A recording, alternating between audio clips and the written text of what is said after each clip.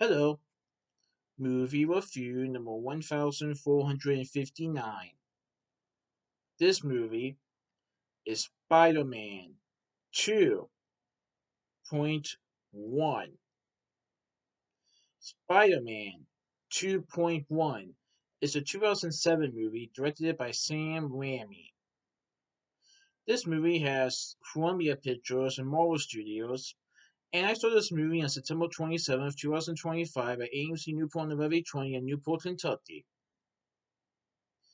Now, you're probably wondering, what is Spider-Man 2.1 if you have never heard of it?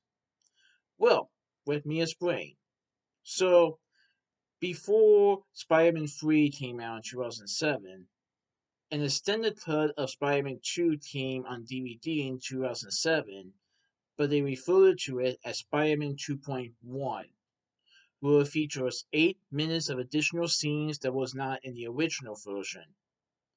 But for a long time it was only on DVD, until Valve and Defense announced that they were going to release Spider-Man 2.1 in videos for the very first time. And I got a chance to see it for the very first time, but also in the movie videos, and I enjoyed it. So that's why I'm doing a movie review of Spider-Man 2.1, because I saw it in the movie video. So, like I said, this movie features 8 additional minutes of scenes that you did not see in the original version. Now, it may not be a lot longer, like there's only eight additional minutes, but I really like the scenes that they included in the 2.1 cut. Some of the scenes are extended, some of the scenes are completely new,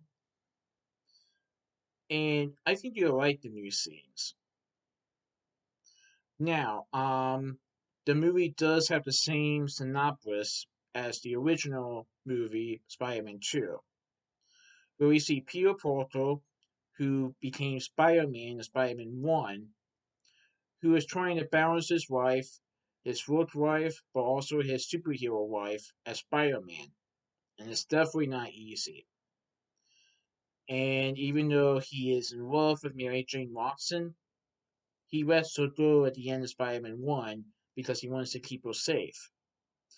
Well, Mary Jane Watson is dating somebody. And let's just say that Peter Parker is a little jealous.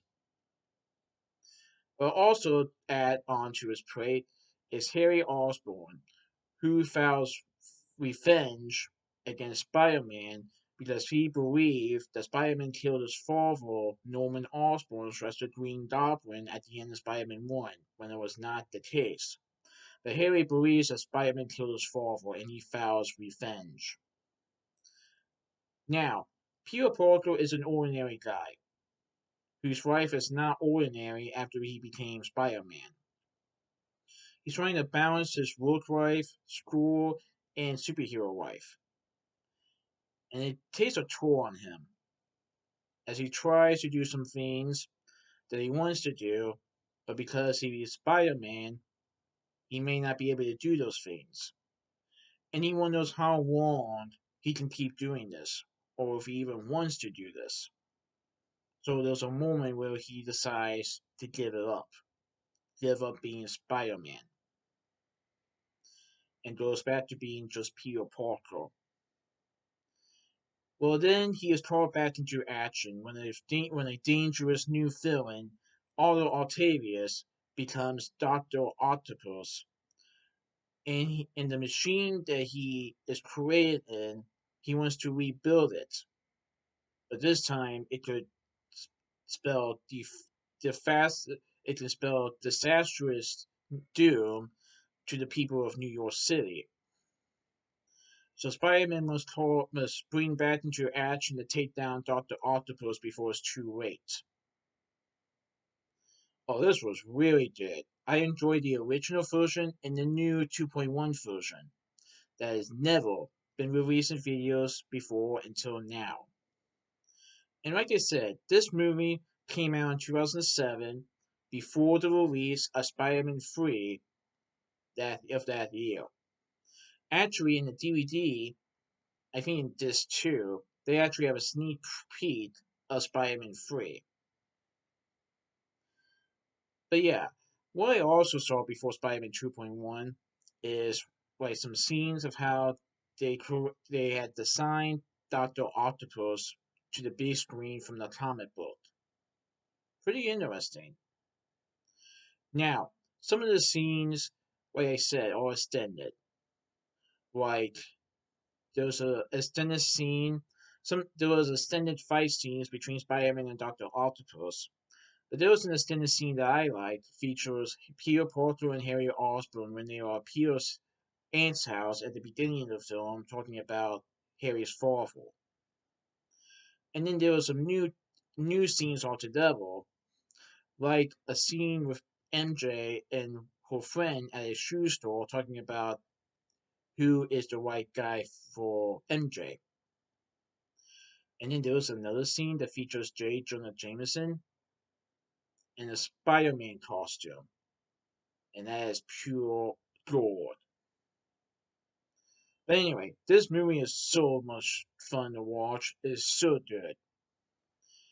So this movie has Tobey Maguire as Peter Parker as Spider-Man, Kristen Dunst as Mary Jane Watson, James Franco as Harry Osborn, Alfred Molina portrays Doc Ock or Otto Octavius or Doctor Octopus, and then we also see Rosemary Harris as Aunt May Parker.